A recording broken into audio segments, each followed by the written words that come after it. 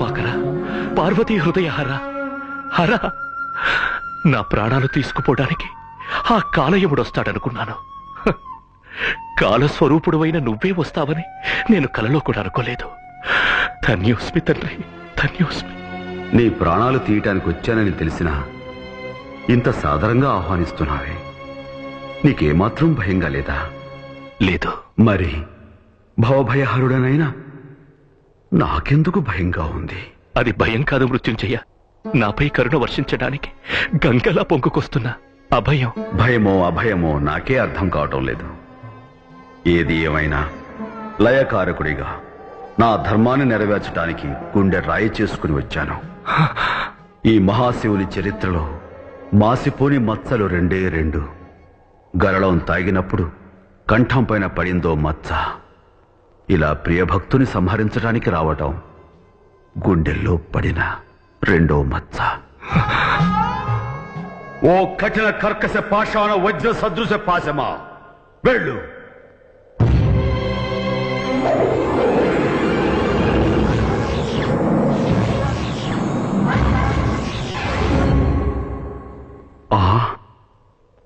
పాశమా, ఆనాడు భక్త మార్కండేయుని ప్రాణాలు తీయమని యముడు నిన్ను వదిలితే అడ్డుకున్నానని కోపమా? వెళ్ళు.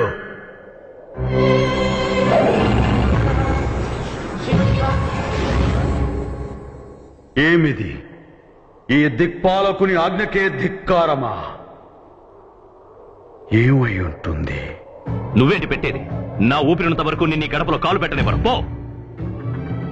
ఇంకోసారి ఆ మాట అన్నావంటే మళ్ళీ నీ కడుపులో కాలు పెట్టు.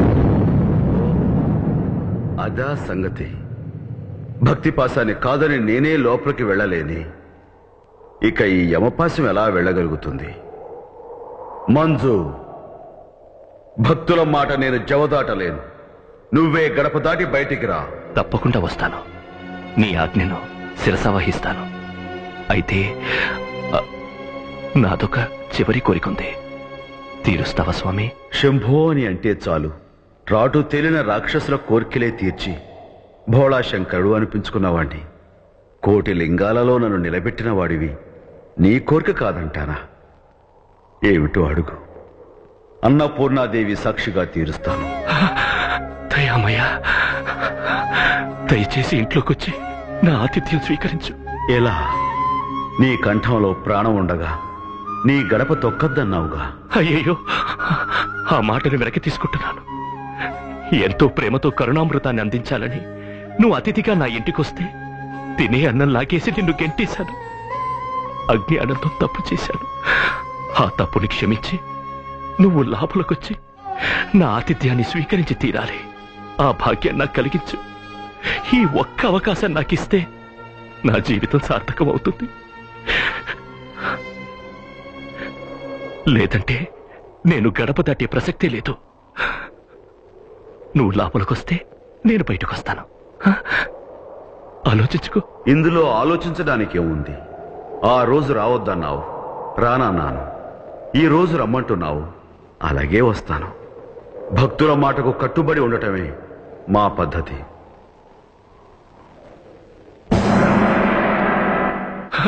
రా స్వామి.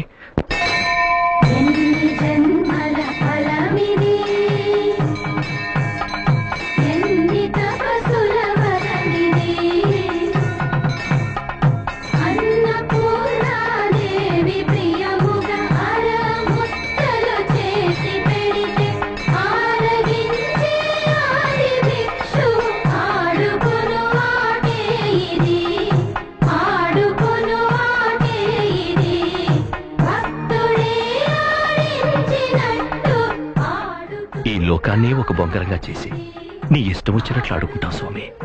ఆ ఆటలో ఎంత అలిసిపోయావో ఏంటో. తిను. నువ్వే లేవని నాకు, నువ్వే అంతా అనే ఆమెతో ముడేశావు. నువ్వే ఆ ముడి విప్పుతున్నావు. తల్లి, తండ్రి, భార్య, బిడ్డలు, అన్న, తమ్ముడు, ఆస్తి, పాస్తి, ఇలా ఎన్నో బంధాలలో జీవుడిని ఇరికిస్తావు. ఆ చిక్కులన్నీ మృత్యువనే ఒక చిన్న స్పర్శతో చటుక్కున తెంపేస్తావు. ఆహా, నీకు సాటి నువ్వే లీలామయ్య.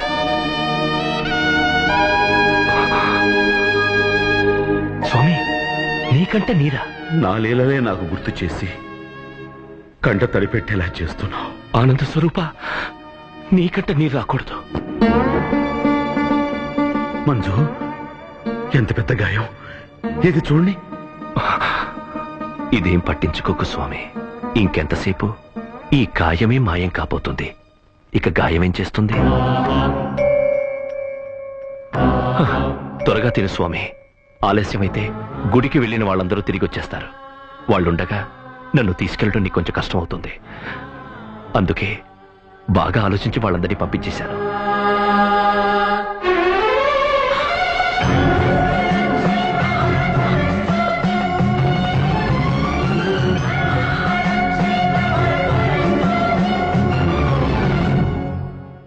స్వామి, నా మొర ఆలకించి నువ్వు లోపలికొచ్చావు.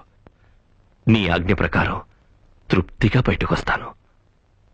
ఓం నమః శివాయ.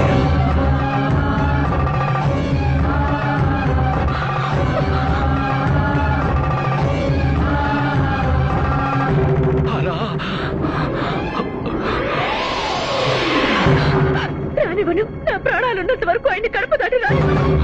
కాత్యాయని అంటే మృత్యు ధర్మాన్ని అడ్డుకోవాలని ఆశిస్తున్నావా? లేదు స్వామి, మీ ధర్మానికి అడ్డు రావడం ధర్మం కాదని నా బిడ్డ చనిపోయినప్పుడు ఆయన నాకు తెలియజేశారు. ఆయనతో పాటు నన్ను తీసుకెళ్ళు స్వామి. అది నా చేతుల్లో లేదే. ఎందుకు లేదు స్వామి?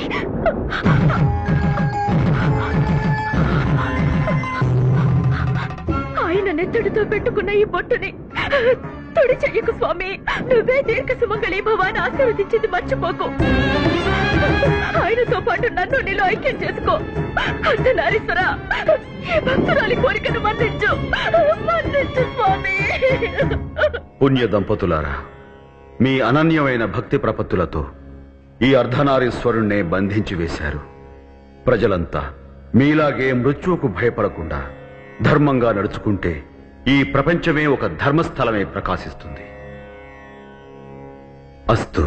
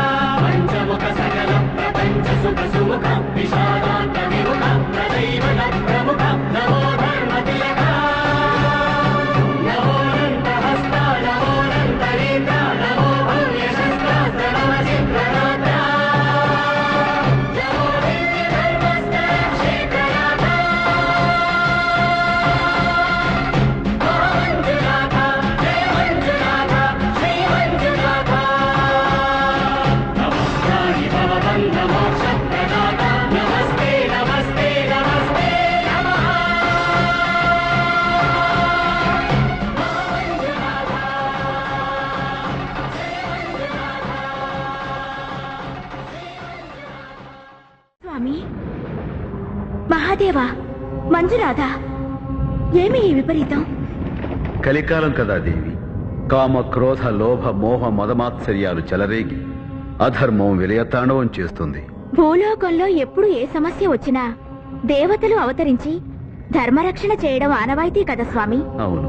మరి మీరిలా చిద్విలాసాలు చిందిస్తూ ఉంటే చితికిపోతున్న ధర్మాన్ని ఉద్ధరించేదెవరు? ధర్మో రక్షతి రక్షితః. ఈ ఒక్క సూత్రాన్ని అర్థం చేసుకున్న మానవుడే మహనీయుడై దేవుడై ఈ ధరణీ మండలానంతా ధర్మస్థలంగా మార్చగలుగుతాడు.